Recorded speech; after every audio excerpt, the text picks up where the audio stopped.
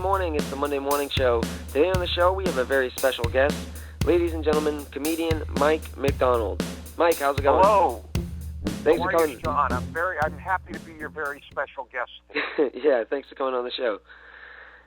So, I'd like to ask you, how did you get started in comedy? Well, I was funny when I was a little kid. You know, Yeah. my parents would have their friends over for a dinner party, and I'd end up insulting some bald guy and getting big laughs out of the group, and then I'd get sent to my room, and then, I didn't know that comedy was a job until I saw, people on, like, The Tonight Show and Merv Griffin, and I thought, wow, that's pretty cool. I did talent shows when I was in high school, and then when I got to college, it was Emerson College, and there were open mics and gong shows in the area, and I put some minutes together, and I went and I did those, and no one gonged me, and I got reasonably good reactions right away, so I knew, maybe I could try this a little harder. Do you remember your first show? The first my first first thing? real show was at a place called Pooh's Pub in Kenmore Square, and I think there were about 30 people in the audience. And it was an open mic, and there were musicians on. There were maybe 2 or 3 comedians on, and we split the door. And I remember I got $7. Yeah. So the riches of stand-up comedy were immediately apparent to me. Yeah. Do you remember if you did good, or did the audience not like you? Don't be putting negative thoughts into your listeners' mind where the audience didn't like me. The audience actually did like me, but it wasn't a spectacular performance. There were 25, 30 people in the room, and I was trying to hack my way through it. Yeah. When you're brand new, you're having trouble remembering your own material. Yeah. And then you, not only that, but you have to get from, okay, you wrote this little piece, and then you wrote this little piece, and you soon find out as a comedian that one of the harder things to do is to go from piece to piece. What's my bridge? How do I get from point A to point B? Yeah, so were you nervous when you first started out? Yeah, I think I was pretty nervous, but I was smart enough to have rehearsed a little bit. Yeah. And so, you see rookies go out and just think, I'm going to wing this. Yeah. And that doesn't work most of the time. Yep.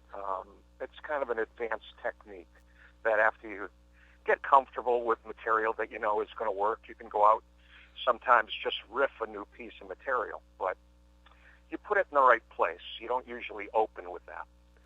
So yeah, I was nervous, but I managed to get through it because I was prepared. Yeah. And so you started out doing open mics and just got better with practice? Yeah, that's the that was in college that I did those first couple of open mics. So I couldn't put myself in a position to really try to become a full-time comic because I was still going to Emerson. And then once I graduated, I got out. I got a job, and but I still wanted to be a comic, and there were open mics around. So I showed up to an open mic at the Comedy Connection on Warrenton Street in Boston. That's like where the Blue Man Group is now. Oh, yep. And there was a comedy scene starting to happen there, and I went out and auditioned, and I was good enough to pass right away. I was doing shows like a week or two after that, and that moved. Well, the Charles Playhouse stayed, the Comedy Connection stayed there, but then it there was an expansion that took place into Cambridge over at into Inman Square at a place called the Springfield Street Saloon, which later on turned into one of the seminal comedy clubs in Boston, the Ding Ho. Yeah, yeah. So that's where I really cut my teeth, was between the Comedy Connection in Boston and the Ding Ho in Cambridge. Now, I know a lot of great comedians started out at the Ding Ho. Do you? Oh yeah. Yeah. Do you know why that is? Why like so many big names came from there? Well, it just seemed to be a lucky time when a lot of really talented people all got together, and the comedy scene at that point was very young in Boston, and the crowds that came to see you were extremely supportive. They weren't at all judgmental or jaded, and it was new to everybody. And, you know, I brought Stephen Wright to his first audition. I brought Paula Poundstone to her first audition. You know, the people that were there were, I went to school with Stephen, and I went to school with Dennis Leary, and I went to there were a lot of talented people. Mario Cantone was at Emerson at that time. Lauren Dombrowski, who was a great comedian who went on to produce Mad TV. Yeah.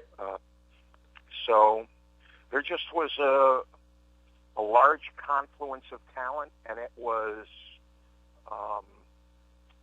given a chance to be successful. And because of that, it was.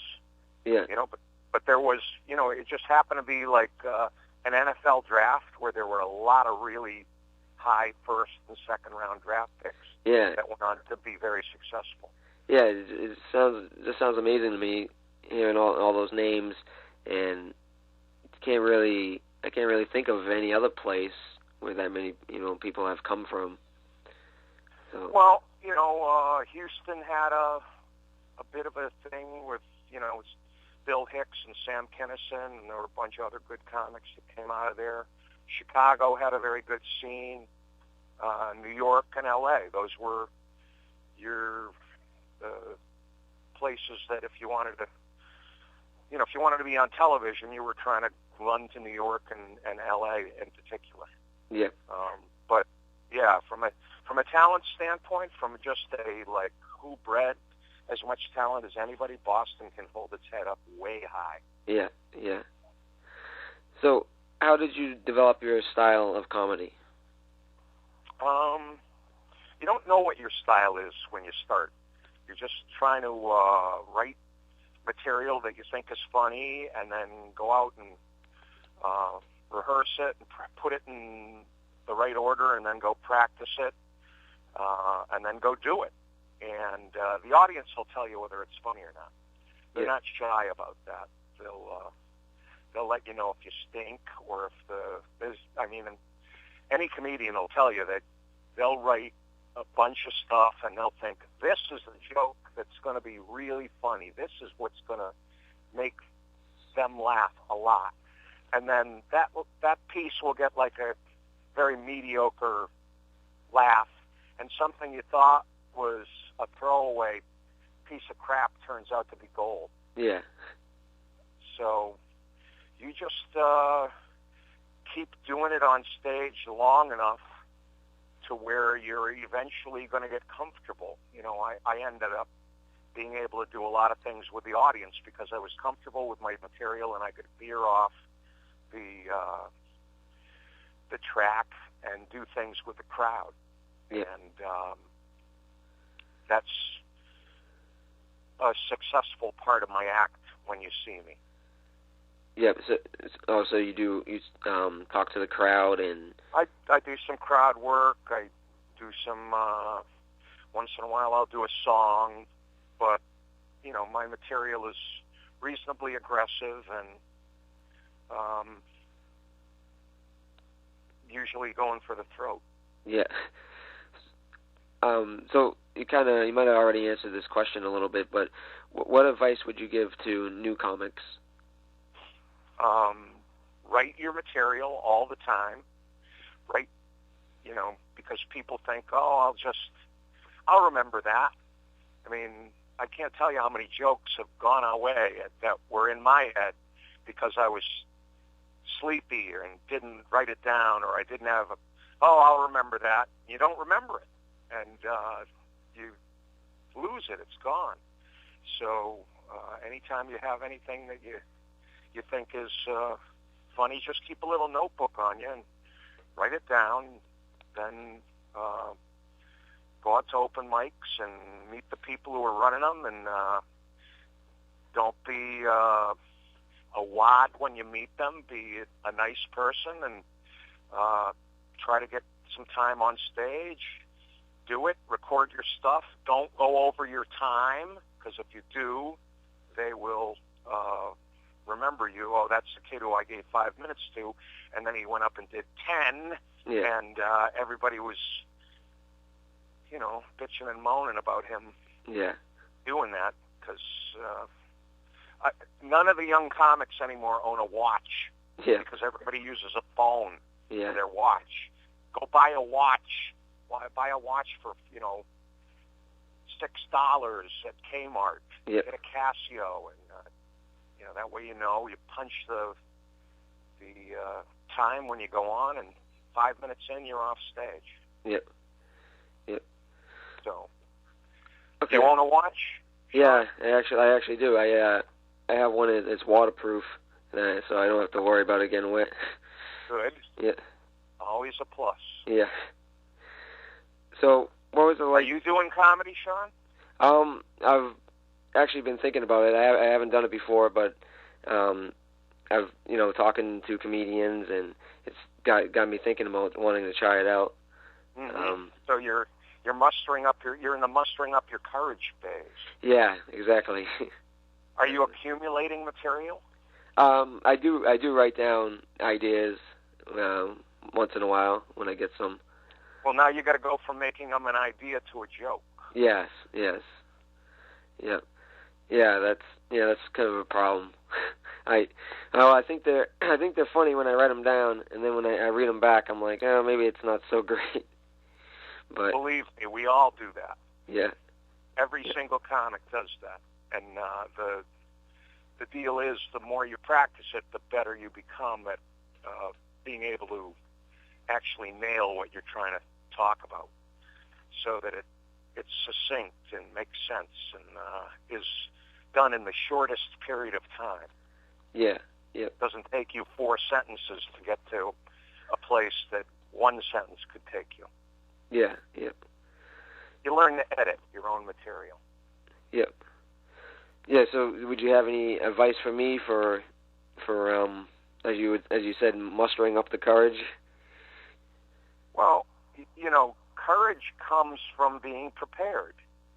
Any public speaking that, when people ask me to help them do public speaking, the number one thing is know your material. So, number one, you've written ideas down, but you haven't written material yet. Yeah. You've got to take those ideas and make them into jokes. Then arrange those jokes into a routine, then practice that routine, and then go out and do it. Yeah. Those would be your basic steps on how to do that. And then, of course, record it so that you could hear how well or how grisly it got up on stage. And you have to, not be afraid to go out and do it. It's like asking a pretty girl out on a first date. Yeah, you have to be willing to crash and burn. Yeah. And if you do crash and burn, so what? 3 billion people in China have no idea. Yeah. You have to be courageous about that kind of thing and not worry about it, because, it's like a cornerback getting burnt in the NFL. Next, you got to be good for the next play. Yep. So you got to, brush that off your shoulders and put your head down and run hard. Yep. Okay. Before I let you go, we have a part of the show called Questions from the Fans. And I was hoping this was a part of the show where you gave away free prizes to the comedians. Oh no, sorry. No. Maybe Well, you can't hate me for asking. that's next week's show. Oh, yeah, great. But yeah, we ask our fans to send us emails with some questions, and Okay. I'd like to ask you a few, if you don't mind. Sure. Okay. Who is this question going to be from? This email is from Blake Chapman. Blake wants to know, who was the best person you have ever worked with, and who was the worst? Bright Chapman. Isn't that kind of a... I mean, weren't his parents taking a chance there naming him Bright? Because, he could have ended up being really stupid, and that wouldn't have looked like a good name. Yeah.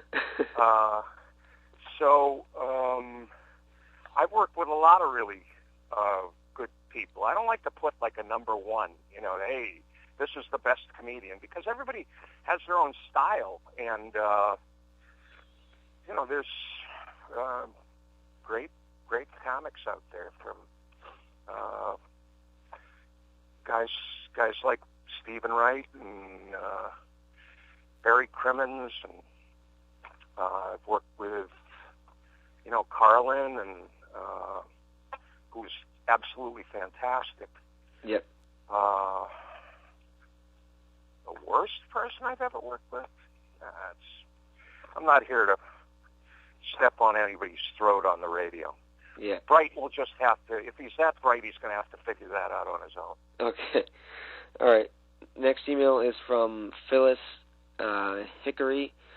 On the topic of joke theft, what are your feelings? Ask the question again. On the topic of joke theft, what are your I think she says, what are your feelings? I guess, how you feel about people stealing people's jokes, I guess. Oh, joke theft. Yeah, joke theft. Yeah. People who thieve comedians come up with material, and it is our intellectual property, and it's stealing. It's it's stealing an idea. It's and then making it into a meaning and putting it out on the internet, or stealing it on your Facebook page or whatever, and signing your name to it. You're a thief. You're scum spit up from the belly of hell. Yeah. And in reality, if you're trying to be a working comedian and you steal my stuff, I'd take you in the back room and slap you around. Yeah. Because that's what you deserve. You don't deserve any kind of respect. Write your own stuff. If you want to be a comedian, write your own stuff. Otherwise, you're not a comedian. You're a thief. Yeah. So, Do you... Here's a joke that I wrote today that you can't steal, okay? Okay. That, let me try to remember it because I just wrote it down. Okay, people, I've invented a new word. Okay. And it's for people who get tattoos and then get fat. It's called a fat-too. Because, you do see that. You see people who, they start off like, yeah, give me that nice, tight little piece of skin, and then they blow it up, and it looks like silly putty. Yeah. It's not pretty. Yeah, I haven't got any tattoos. Do you have any tattoos? No, I'm.